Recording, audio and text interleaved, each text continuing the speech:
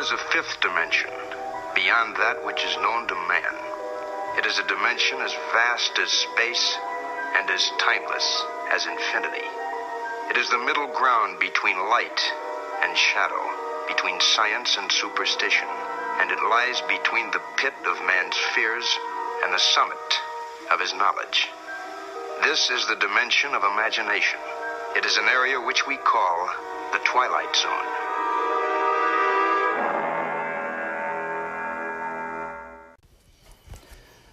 All for one and one for all. Is that an echo? What does that word mean to you? Have you ever considered rearranging the letters?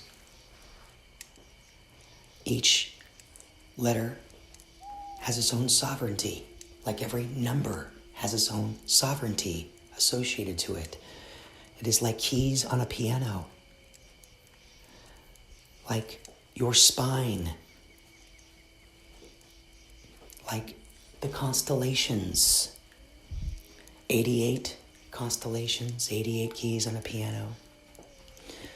These are codes that some call secrets, but they are all open source. It is simple. You count them. You read them. Reading is simply a relationship built on an organization, a system of communication. So I think we need to enter into imagination. So as you speak, you are the originator. You are the original copy.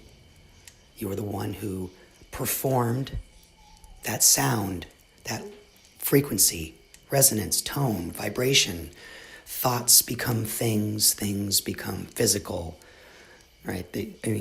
This is how we build, right? This is where imagination comes from. The world looks the way it does. We built this with the help of the entire system itself. All these elements are found right here. Here, look, everything was made with what's right here. Okay? These are the materials, the substances, the minerals. This is where all the treasure is in the physical sense. And what we do with it, how we do it, is where the treasure is in our spiritual sense. Hence, echo. So, in this magic in which we are learning here, the imagination are the borders of instruction, destruction, and construction. That is your Trinity Matrix for this type, for this path, okay, in this experiment. People out there maybe, I'm getting this coming to me right now with the echo experiment. So this is how it works, okay?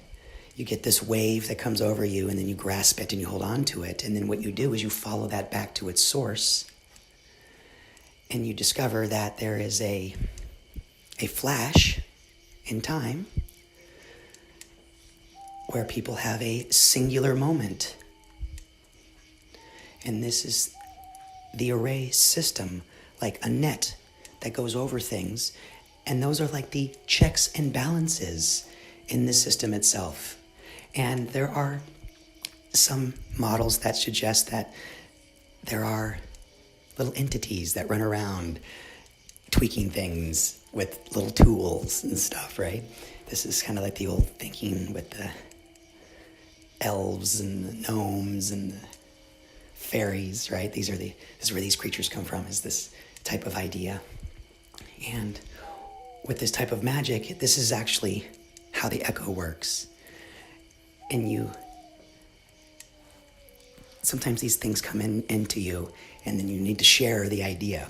Now that I've let that idea pass, and I didn't actually grab it in the way that was expected,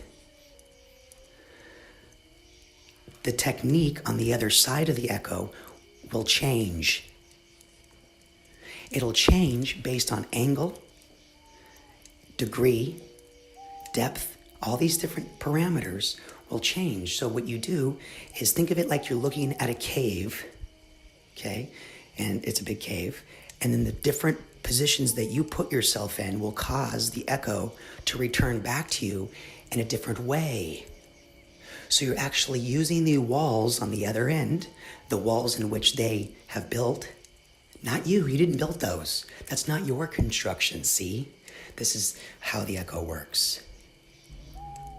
So, just to finish the thought in the spirit of echo, it works like this. When I speak into the reality in which I'm trying to penetrate into, through that veil, through that system, process, and organization, right? The practice itself, what it is we're aiming for, right? That is stage one, so to speak, in this process. And then stage two, when I speak that or place that through the projection process of permission, not aggression, mind you. This is key here, because we will derive more answers through a peace offering than we will through a blood offering. That is the teaching here in this magic. I always like to place these warnings in these systems. Now, with the echo experiment, we need to insert an encryption into the process. The encryption is connected to our memory, so that way we know exactly where we have left the information for retrieval later on.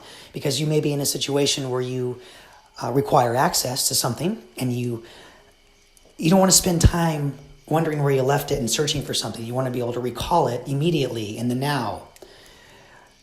You want to recall it in the now because when the echo returns, you have the capacity of judgment, and you have time in order to make that judgment to decide whether to receive the response from the echo or to move your position so when the echo does return, it becomes more of a phantom, right? Because you're the one, the originator of the sound. And when that sound returns to you, there is a difference in time that exists, and you're just simply taking advantage of that time. So when it passes, it either passes back to you as to where you hear it, or you're no longer there. Now, if it comes back to you where you do hear it, now you can build a technology, or in this case, a magical structure, to harvest that energy.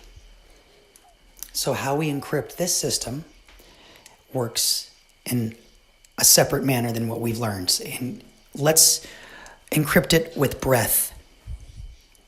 So we access this type of magic through breath itself, where the Trinity experiment now becomes the masculine, active, electric properties of this type. So it is the breathing outward, and then the lash factor becomes the breathing inward, the magnetic, water, sticky, is it not? And then the echo experiment would be the realms in between. Breath, that pause